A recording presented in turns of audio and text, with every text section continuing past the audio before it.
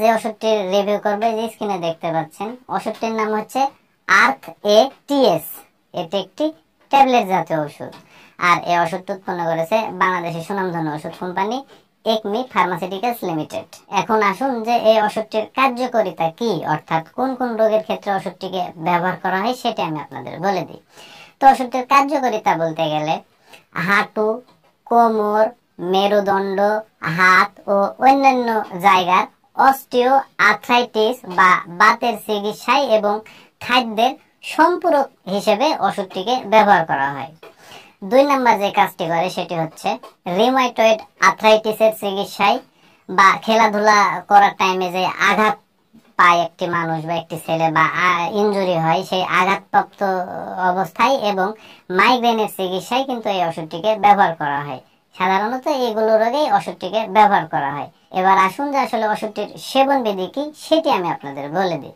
তো ওষুধটির সেবন বিধি বলতে গেলে প্রাপ্তবয়স্কদের জন্য 1 থেকে 2টি করে ট্যাবলেট দিনে 3 বার সেবন করতে হবে, অর্থাৎ সকালে একবার, দুপুরে একবার এবং রাত্রে একবার। এটাই হচ্ছে ওষুধটির সেবন বিধি। তবে বিশেষ করে এই ওষুধটি কিন্তু একটু বয়স্কদের ক্ষেত্রে বেশি ব্যবহার করা হয়। যাদের বয়স অল্প তাদের ক্ষেত্রে ওষুধটি খুব কম ব্যবহার করা হয়, বয়স্কদের ক্ষেত্রে ওষুধটি বেশি ব্যবহার করা হয়। এবার আসুন যে আসলে ওষুধটির কোনো পার্শ্ব প্রতিক্রিয়া আছে কিনা সেটি আমি আপনাদের বলে দিই। তো এই ওষুধটির সামান্য কিছু পার্শ্ব প্রতিক্রিয়া আছে, যেমন ধরুন বমি বমি ভাব হতে পারে, বুক জ্বালা পোড়া করতে পারে এবং গ্যাস্ট্রিকের সমস্যা হতে পারে। সেজন্য এই ওষুধটি সেবন করার সাথে সাথে গ্যাস্ট্রিকের ওষুধ যদি সেবন করা যায় তাহলে এই সমস্যাগুলো আর হবে না। আর এই ওষুধটি যে কোনো উপাদানের প্রতি কোনো মানুষের যদি অত্যন্ত সংবেদনশীলতা থেকে থাকে তাহলে সেই মানুষটি এই ওষুধটি কিন্তু সেবন করতে পারবে না। আর এই ওষুধটি কোন কোন ক্ষেত্রে সতর্কতার সাথে ব্যবহার করা লাগবে সেটি আমি আপনাদের বলে দিই।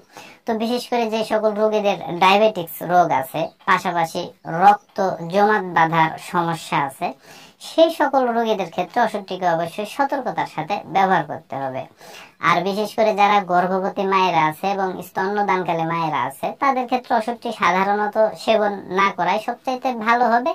তবে খুবই যদি প্রয়োজন হয়ে যায় ওষুধটিকে সেবন করার, সেক্ষেত্রে অবশ্যই কোনো বিশেষজ্ঞ চিকিৎসকের সাথে পরামর্শ করে তারপরে ওষুধটি সেবন করতে হবে। আর এই ওষুধটি বাংলাদেশের যে কোনো ফার্মেসিতে বা ওষুধের দোকানে একটু খোঁজ খবর নিলে অতি সহজেই কিন্তু এই ওষুধটি আপনারা পেয়ে যাবেন।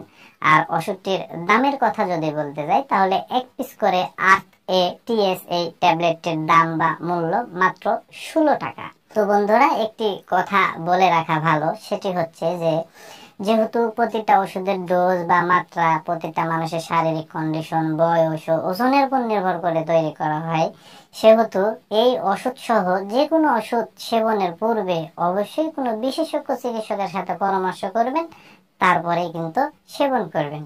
তো বন্ধুরা, আমার এই ভিডিও দেখে যদি আপনাদের এতটুকু ভালো লেগে থাকে বা এতটুকু যদি উপকারে এসে থাকে তাহলে অবশ্যই ভিডিওতে একটা লাইক করে দিবেন, পাশাপাশি আমার এই চ্যানেলটি সাবস্ক্রাইব করে দিবেন। তো এই বলে আজকের এই ভিডিও আমি এখানেই শেষ করছি। খুব শীঘ্রই আবার দেখা হবে পরবর্তী ভিডিওতে। ততক্ষণে আপনারা সবাই ভালো থাকবেন এবং সুস্থ থাকবেন।